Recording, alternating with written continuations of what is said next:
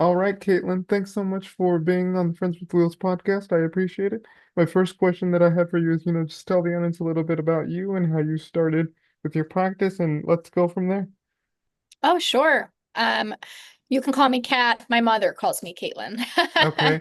I am an individual and relationship therapist, and I kind of have four specialties for my mental health practice. I work at the intersection of anxiety disorders, relational concerns, perinatal mental health, which is, family planning all the way up to several years postpartum, and also sex therapy. So I like to combine all of those special issues, and I find that there are a lot of clients who have overlap. That doesn't mean that I don't work with clients who have other concerns, but those are my special areas that I'm trained in and advertise myself to work toward. hmm Could you tell me a little bit about those areas and break those down? Sure.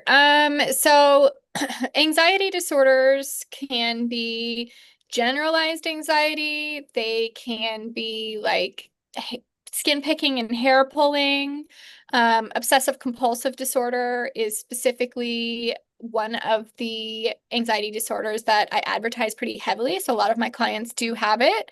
Um, Obsessive compulsive disorder is considered one of the most disabling mental illnesses, and also it can take people over a decade to get a proper diagnosis.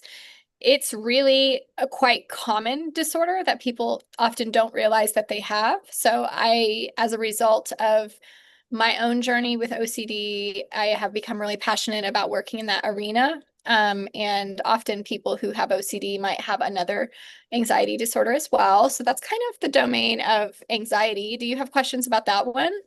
Um, about OCD. What? Yeah, or just like that domain before Um, I can yeah. cover all four, but Yeah. You can let's talk a little bit about OCD, and you can go through the other four. okay. Okay. So, obsessive compulsive disorder is an anxiety disorder that involves obsessions, that can be like fears. It can be internalized shame. People often think of them as intrusive thoughts, like, I'm afraid I'm going to kick my cat, for instance. Like someone might have that thought, but they can also be intrusive sensations and intrusive images. So someone might get images of them kicking their cat, or they might get a feeling that they have to clear their throat all the time. And obviously, when it comes to sensations that are intrusive, people should always talk to a doctor first to make sure that there's not something medical going on. But for a lot of people, they struggle with the feeling of being in their bodies, and that feels very intrusive to them. So I help clients figure out and identify things that they might be ruminating or obsessing over, and then also things that they're doing that are called compulsions. So you might have heard that like people joke that they Google or chat GPT like symptoms all the time. And for a lot of people, this can be a compulsion or a symptom of OCD. Um, and so like they have the intrusive thought, like my heart is racing, or an intrusive sensation, my heart is racing. And a doctor's telling them there's nothing wrong with you though, cardiac wise, but it still distresses them and they can't stop thinking about it. So then they're constantly Googling it. And the more that they Google it, the more distressed they get. And so when I work with clients with OCD, it can be anywhere from something like that. And I know that your podcast is like disability centric. So an interesting thing is like I will have people who have chronic illness or chronic, disability. And how do we differentiate and validate this experience and also the anxiety that might have stemmed from it? Whereas they maybe have been dismissed in the medical field as it all being in their head, which is not true. In fact, sometimes it is a very real thing that people are feeling, and it's just like they can't stop ruminating on it. They can't let it go to relax and enjoy any moment of their day. So, my goal is never to make people think that anything they're thinking is irrational. It's more so to help people get comfortable with the distress of a sensation, a thought, or an image without it having to ruin their entire day, Mm-hmm. if that makes any sense. Yeah, it does. And what about the other things that you focus on other than OCD? Yeah, so like couples work, relational work, I think that one's pretty self-explanatory. A lot of different things can come up there. Communication, when I'm thinking of your podcast in particular, like how does disability and how does that conversation come up with couples? Well, I mean, often I'm having two people with two different like neurodivergencies. Some people might have like physical ailments, and for instance, like a couple's work in that arena would be we people with disabilities are fatigued by our own disabilities, right? And also Hmm. sometimes our partners are too, and that leads to fights and compassion fatigue because we want to be cared for. And also, we have compassion fatigue for ourselves, I think, which is like, I'm so tired of being in pain, you know? And also, Hmm. sometimes it comes out with couples like your spouse, you might notice your spouse is so tired of you being in pain, not just because they don't want to see you in pain, but also because it's inconvenient to be in pain, you Hmm. know, for them and for you. And so that's one way that I think as well the anxiety work intersects because anxiety is a disability. And so like I like to be like, where is the anxiety present in this relationship? And how do we support both people through the process? Because it's not just one person experiencing it. It's affecting us systemically. Yeah. And then my other two specialties, I think, are a little bit self explanatory as well, like the perinatal mental health. How are people family planning and how are people adjusting as they become parents mentally and physically and supporting that process? And then sex therapy. How is it affecting their sex life? How is their sex life affecting their relationships? Sometimes, even how is their intrusive sensation, their intrusive thoughts affecting their desire to connect sexually? So I find that it all really interconnects often.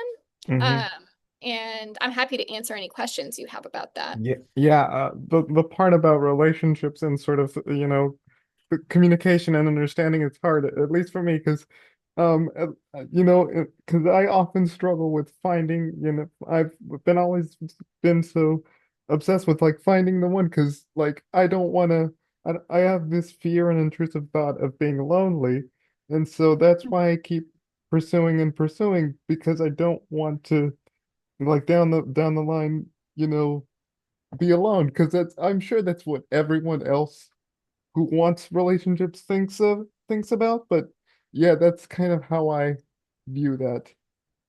Sure, nobody wants to be lonely. Again, I think that like that's a very rational thing to fear, right? Loneliness, Hmm. because we're social animals. And then when we talk in the context of your podcast, which is how does disability come into play? I think having any disability increases our feelings of loneliness because it's you're in this body that's not functioning the way you want it to, and only you can feel that. And also like the people we're trying to connect with, they feel it in their own way. They feel the way it separates you from them. And they feel the way that like you have needs to be met. And I often think, you know, when we're trying to build relationships with people, if they aren't meeting themselves emotionally, if they aren't meeting themselves physically, how can they then meet us physically and emotionally through our struggles? And so it's all systemically present, you know, this desire to connect. And also, I think any disability is a barrier to connection and it makes it even more intrusive for us. Hmm. Yeah, because oftentimes, I have many stories on this. One in particular was that I knew this friend from college. We were both in the same journalism class, and then so I started to like her, and so we started talked about our lives, what we like to do, what we like, and all that kind of thing. And then and then out of the blue, I wanted to ask her out because, and so I did because men generally make the first move, and so I did. But then Mm. she put me in the friend zone. Like I wasn't expecting it. Like. Mm. Yeah. And that's one way to connect, building friendships and um, building romantic relationships. It's also complicated. And so that's why I like being a therapist who helps people, whether they're coming to me as a couple or a partnership, or even if they're coming solo. My goal is to help people feel that they know how to advocate for themselves and their bodies in Mhm. whatever their goals are. But also sometimes we get disappointed in that pursuit. Of course, that's a natural part of the process. Right. Do you get that with a lot of your couples that you work with? Get what? Like that, this idea of like, they try to establish a friendship and then a relationship, and then when they think it's there, and then it's all suddenly falls off a cliff. Yeah, I mean, I think what you're speaking to, right, is that often we're speaking what feels like different languages with people. We have only the perception that it is like, what is it like to be in our bodies and minds, and how are we perceiving an interaction? And I think it's really human to be like, oh, I read that wrong, or like, oh, we miscommunicated, or you know, people often ask, like, how do I communicate that I want to flirt with someone? How do I tell them that, like, I'm interested? And I think that socially, just in this era we're in, people really struggle with knowing, like, after tech, after COVID, like, how do we connect and communicate? Like, I'm looking for more than friendship. And then also, like, how do we register that another person is looking for friendship or looking for more? Because I think there's so much subtlety in nonverbals, and people aren't often very direct. So, absolutely, in counseling, we work on advocacy for the self, which is trying to speak up when you're not feeling like the communication you got was clear. Hmm. Yeah, and sort of like what modalities do you use when working with couples now that we're on the subject? Yeah. So I use a few different things with couples. One of them would be emotion focused therapy. So that is being able to say, like, I'm lonely, instead of you never pay attention to me, right? Like, Yeah. you never pay attention to me is, critical, and it may also be true, but it's not going to be a functional way to communicate. Whereas I'm lonely invites a person to meet your emotional needs. So I work with couples with emotion focused therapy. I would say sex therapy isn't a modality, but having been trained in it, it allows me to use various models of, like, consent. So making sure people are ready to have conversations, how to make sure someone is ready to be touched. And I don't think that we really socialize consent into communication and touch. We talk about it a little bit, but I think that, like, I spend a lot of time even demonstrating as a therapist, like, can I ask you this question? Or, like, can I challenge you right now? And couples, rather than asking those things, they just say what they're thinking. Not, I don't mean just couples. I mean, all of us often with our friends, with our partners, just go like, hey, and then we just confront people instead of going, do you have the energy to be confronted right now? And again, just going back to the theme of your podcast, I think, which is disability centric, I think, you know, disability or not, like, being able to check in that someone even has the energy to be present for you in a moment is a really important aspect of connection. Hmm. And that's consent. Yeah, being present is really important. Yeah. What have you learned in doing this kind of work as a therapist, not just with your work with couples, but with the other stuff that you work with the OCD and all the other stuff? What have I learned? Yeah, as a professional, yeah, mental health Yeah. professional. Oh, that's a broad question. I think every single day I learn a lot about myself and about humans through my interactions. And that way, therapy can be kind of selfish, and but it's not. I mean, you Mm-mm. prioritize clients, but you see yourselves in them a lot. And so in some ways, you learn to empathize for people, maybe even people that you didn't have empathy for before you got to know them better. You are challenged constantly to not have compassion fatigue, and compassion fatigue is kind of what I was referring to. Like, let's say that you're having a pain day, and like a partner is like, you always do this. You never want to, like, go to the park with me. And it's like, yeah, like, I wish I could go to the park. I wish I wasn't in pain. And like, so that compassion fatigue that people feel, I think us as therapists, we're constantly having to be aware of, like, oh, I could get really short with this person right now. I could try to fix their feeling right now. But instead, I'm constantly having to learn how to be present in people's experiences without trying to move past them or dismiss them. And so it's a very rewarding career in that sense that it teaches me how to slow down. Mm-hmm. Yeah, that's good. And is there anything that you'd like to learn in terms of something new, like any other sort of approach, modality, even let alone different sort of I guess, practice, like aside from OCD or what you're working on, is there anything new that you'd like to learn as a mental health professional? Sure. Just recently, I think I have been going to my own therapy, and I've always been going to my own therapy, but I recently switched it up, and I found it so fascinating that just switching the types of therapy I was going to has taught me blind spots that I had to, get even better as a practitioner, specifically on the impact of trauma. I've always been considerate of trauma. Which is called trauma informed, meaning we don't do things without consent. We don't pressure clients to go where they don't want to go yet, right? But beyond that, I think I'd like to continue to learn more about processing trauma and how it relates to, our sex lives, our relationships, even our anxiety levels, because it's all interconnected. And so before that, I've been in training for sex therapy. I recently did an advanced perinatal mental health training. But I think once I complete these trainings, I'm really going to move towards maybe doing some parts work or internal family systems just to, strengthen my trauma approach. That's good. Like what tips are, and this is the last question, what tips or advice would you give to those who want to do what you're doing, want to become, like a mental health counselor and maybe learn like OCD or couples work or any other sort of modality within the mental health profession?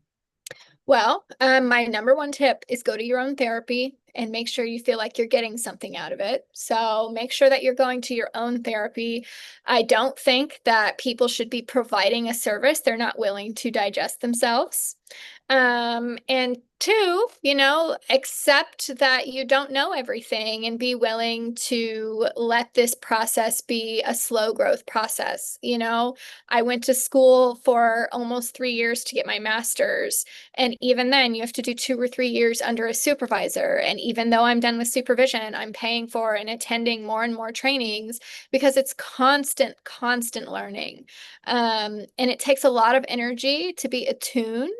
Again, just going back to your podcast, is focused on like friends with wheels, like you said. So the Yeah. disability centric piece, I'm like, I am a person with disabilities. And I think it's really important to put your oxygen mask on first because being a therapist is emotionally draining. It takes a lot of energy to be physically present and emotionally present for people. But what I love about this job is I also make my own schedule and I get to choose my limits. And so, but not everybody does. Some people end up working in a community mental health aspect where they're maybe asked to see 35 clients a week, which is a lot of hours of conversation. Wow. Yeah. Whereas I work in private practice specifically so I can work exactly the amount of hours that I know I can work to protect myself and also to make sure I'm giving good therapy. So I guess my advice is to take care of yourself, go to therapy first, and understand that it is a long, long process of introspection and humbling yourself and never feeling like you know it all because you don't. And it's just really important to always be willing to learn more and to see different angles of how you can support people. And then yourself, because the better I get at therapy, the better I am at protecting and serving myself as well. Yeah. All righty. Okay.